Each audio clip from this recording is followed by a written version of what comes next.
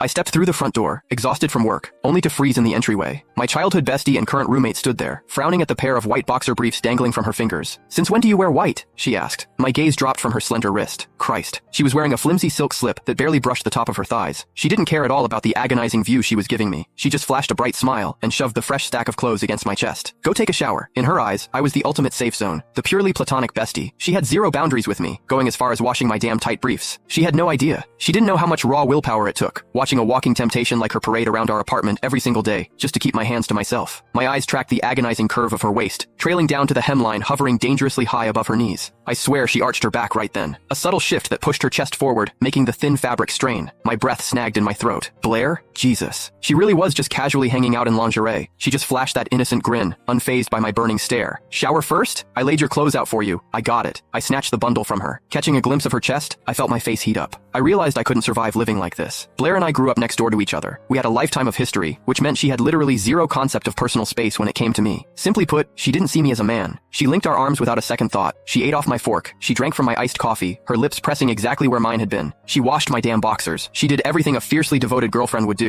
But to her, I was just a friend. And sure, Blair was a catch. Stunning, empathetic, built like a sin. Any guy with a pulse would kill to be with her. Proximity usually wins in these situations. I should have made my move years ago. But every perfect thing has a fatal flaw. Blair had a hard limit. A massive red flag planted firmly in her past. When we were kids, she walked in on her dad hooking up with another woman. The betrayal broke something in her. Now, she was deeply repulsed by any guy who crossed the line from platonic to romantic. Show interest? Pushed away. Confess your feelings? Blocked. Deleted. Erased from her life forever. I was the only guy left standing. The lone survivor. And it was solely because I played the role of the harmless, loyal friend to flawless perfection. But standing here, breathing in her vanilla perfume, the regret was a physical weight in my gut. Moving in together was a mistake. The closer we got, the harder it was to bury the obsession. If I slipped up, if she saw the way I actually looked at her, I'd lose her completely. Because I didn't just want to be her friend. I wanted all of her. The hot water washed away the exhaustion of the day. I dragged a heavy breath into my lungs, memories bleeding into my mind. Freshman year of college. Blair was terrified people would take advantage of my laid-back nature. She shadowed me between classes. I walked her back to her dorm every single night. Naturally, the rumors started. We were grabbing lunch in the dining hall when her roommate Riley slammed her tray down next to us. "So, are you two finally official?" Riley asked, eyes darting between us. "How long have you been hooking up?" I froze, a bite of food halfway to my mouth. Before I could form a single word, Blair's face dropped, her expression twisting into raw disgust. "Don't project that disgusting shit onto us," Blair snapped, her voice razor sharp. "Ezra and I are best friends." The entire table went dead silent. Eyes burned into the side of my head. Pity. Shock. I just calmly took a bite of my sandwich. "What?" I thought, chewing slowly. "Never seen a purely platonic friendship before?" Yeah, neither had I. She reached for my hand again. Her fingers brushed mine, and I finally hit my breaking point. "Don't you think this is crossing a line?" I asked, keeping my voice deadpan. Holding hands in the middle of the mall? Blair blinked, completely innocent. We were wearing color-coordinated streetwear. Her idea, obviously. "What's the big deal?" she asked.